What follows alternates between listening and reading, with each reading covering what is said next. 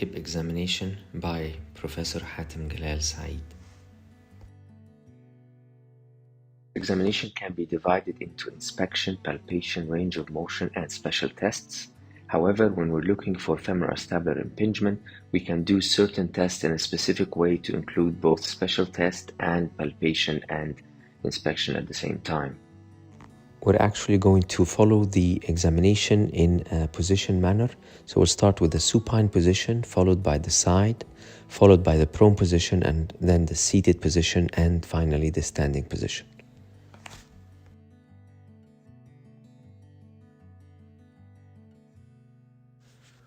One of the first things to look at is the position of the foot. If this patient has femoroacetabular impingement on the right side, his right foot will be less external rotated compared to the normal side.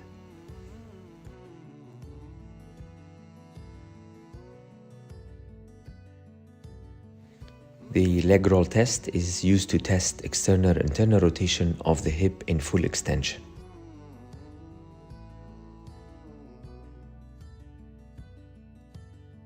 For range of motion, we flex the hip all the way to get maximum flexion.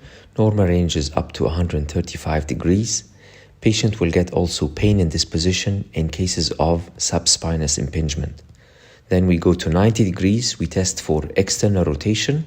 The normal range is within 50 to 70 degrees of external rotation, and then internal rotation with a normal range of about 30 degrees.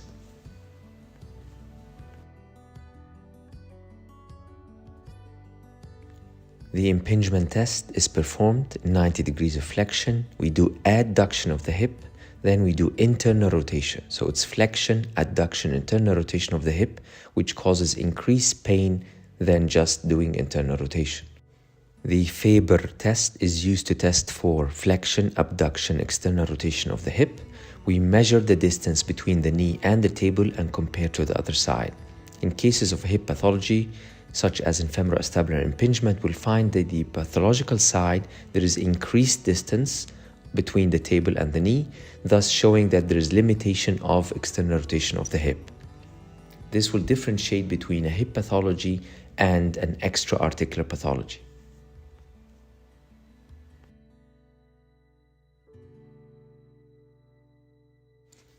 We also test for the labral stress test. We do deep flexion of the hip to try to squeeze the neck of the femur on the labrum to elicit pain in cases of labral tear. Then we do abduction, external rotation, which is painful in cases of posterolateral impingement. The resisted straight leg raise test is used to detect intra-articular pathology compared to extra-articular. The patient tries to maintain his leg while the examiner pushes the leg downwards. This puts load on the hip and causes pain. The Thomas test is performed to test for flexion deformity of the hip. If we're testing the left hip, we get the patient to hold his right knee all the way to the chest. This eliminates lumbar lordosis and pelvic tilt, and then we can see how much flexion deformity of the other side is present.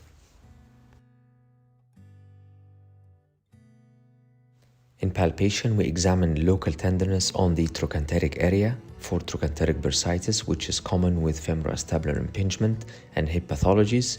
Also, we examine the sacroiliac joints on both sides and the lower back.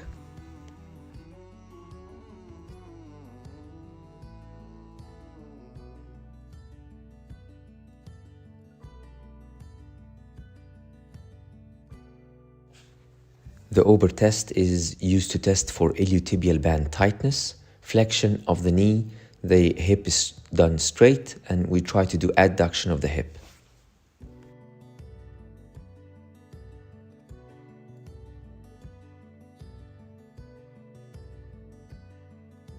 The Ellis test is used to test for rectus femoris tightness.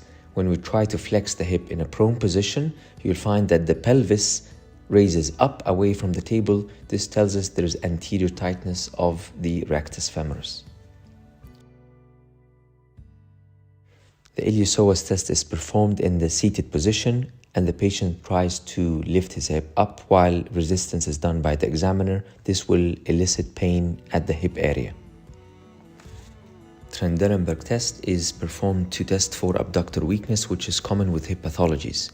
To test the right hip, the examiner puts his both thumbs on the posterior superior iliac spine, then he asks the patient to raise the other leg.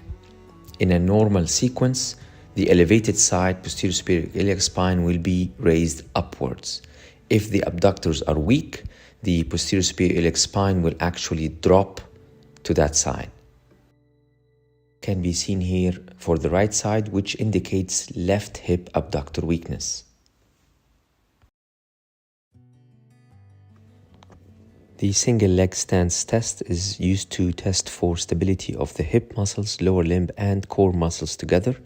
It's really an indication of weakness of the whole area, or if the patient has achieved proper stability control.